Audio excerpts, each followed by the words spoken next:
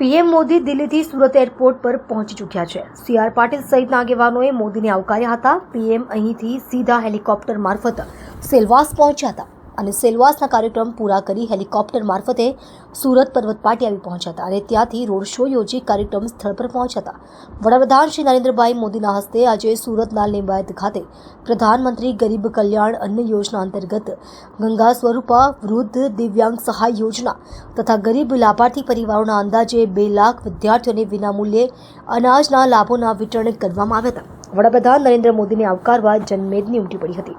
આજે આપણા સૌના લોકલાડીલા વડાપ્રધાન અને લોકનાયક એવા આદરણીય શ્રી નરેન્દ્રભાઈ મોદી આજે સુરતની પાવન ધરતી પર આવી રહ્યા છે અને ખાસ કરીને ઉત્સાહ એટલા માટે છે કે આજે અમારા વિસ્તારમાં નરેન્દ્રભાઈ મોદીનું આગમન થયું છે। ત્યારે આપ જોઈ રહ્યા છો કે પાછળ બહેનો પણ ખૂબ જ ઉત્સાહમાં ખૂબ આનંદના ઉત્સાહમાં અને જ્યારે સામે હોળી છે તો હોળીના ગીતો ગાઈને સાહેબને આવકારવા માટે આતુર છે। અને આજે લિંબાયતમાં જે નીલગિરી ગ્રાઉન્ડમાં આજે જે માનવ મેદની જોશો તમે તેના પરથી જ લાગશે કે આજે આપણા લોકનાયક નરેન્દ્રભાઈને આવકારવા માટે સૌ કેટલા આતુર છે।